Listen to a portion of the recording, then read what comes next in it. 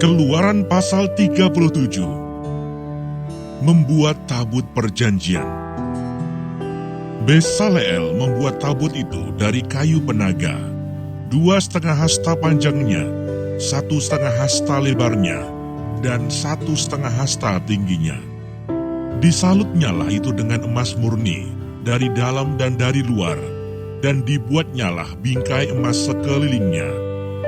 Dituangnyalah 4 gelang emas untuk tabut itu pada keempat penjurunya, yaitu 2 gelang pada rusuknya yang satu dan 2 gelang pada rusuknya yang kedua. Dibuatnyalah kayu pengusung dari kayu penaga, dan disalutnyalah itu dengan emas, dan dimasukannyalah kayu pengusung itu ke dalam gelang yang pada rusuk tabut itu, supaya tabut dapat diangkut. Dibuatnyalah tutup pendamaian dari emas murni, 2,5 hasta panjangnya dan 1,5 hasta lebarnya. Dibuatnyalah 2 kerup dari emas tempaan dibuatnya itu pada kedua ujung tutup pendamaian itu, 1 kerup pada ujung sebelah sini dan 1 kerup pada ujung sebelah sana. Seiras dengan tutup pendamaian itu, dibuatnya kerup itu pada kedua ujungnya. Kerup-kerup itu mengembangkan kedua sayapnya ke atas. Sayap-sayapnya menudungi tutup pendamaian itu, dan mukanya menghadap kepada masing-masing. Kepada tutup pendamaian itulah menghadap muka kerup-kerup itu. Membuat meja roti sajian. Dibuatnyalah meja itu dari kayu penaga, 2 hasta panjangnya, sehasta lebarnya, dan 1,5 hasta tingginya.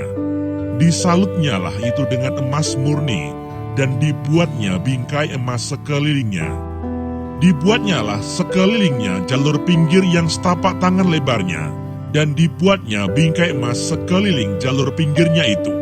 Dituangnyalah untuk meja itu 4 gelang emas, dan dipasangnyalah gelang-gelang itu di keempat penjurunya pada keempat kakinya. Dekat ke jalur pinggirnya lah gelang itu, yakni tempat memasukkan kayu pengusung, supaya meja itu dapat diangkut. Dibuatnyalah kayu pengusung itu dari kayu penaga, dan disalutnya dengan emas, yaitu supaya meja itu dapat diangkut. Dan dibuatnyalah perkakas yang di atas meja itu, yakni pinggannya, cawannya, piala dan kendinya, yang dipakai untuk persembahan curahan, semuanya dari emas murni. Membuat kandil.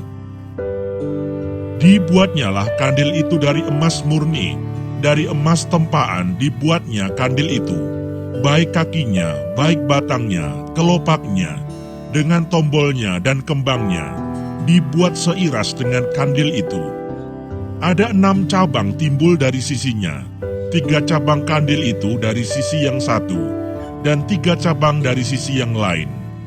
3 kelopak yang berupa bunga badam pada cabang yang satu, dengan tombol dan kembangnya, dan 3 kelopak yang serupa pada cabang yang lain, dengan tombol dan kembangnya. Demikian juga dibuat ke-6 cabang yang timbul dari kandil itu. Pada kandil itu sendiri, ada 4 kelopak berupa bunga badam, dengan tombolnya dan kembangnya.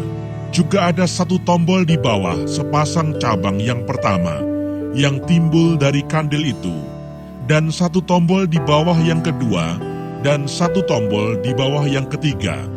Demikianlah juga dibuat ke-6 cabang yang timbul dari situ. Tombol dan cabang itu timbul dari kandil itu, dan semuanya itu dibuat dari sepotong emas tempaan yang murni.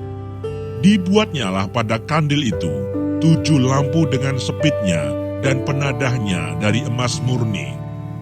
Dari 1 talenta emas murni, dibuatnyalah kandil itu dengan segala perkakasnya. Membuat mezbah pembakaran ukupan. Dibuatnyalah mezbah pembakaran ukupan itu dari kayu penaga, sehasta panjangnya dan sehasta lebarnya, 4 persegi, tetapi 2 hasta tingginya. Tanduk-tanduknya seiras dengan mezbah itu. Disalutnyalah itu dengan emas murni, bidang atasnya dan bidang-bidang sisinya sekelilingnya serta tanduk-tanduknya. Dibuatnyalah bingkai emas sekelilingnya.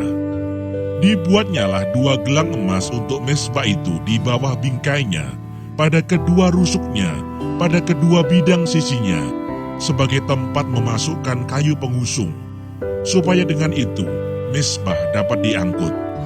Dan dibuatnyalah kayu pengusung itu dari kayu penaga, dan disalutnya dengan emas. Membuat minyak urapan dan ukupan dari wangi-wangian. Dan dibuatnyalah minyak urapan yang kudus itu dan ukupan murni dari wangi-wangian, seperti buatan seorang tukang campur rempah-rempah.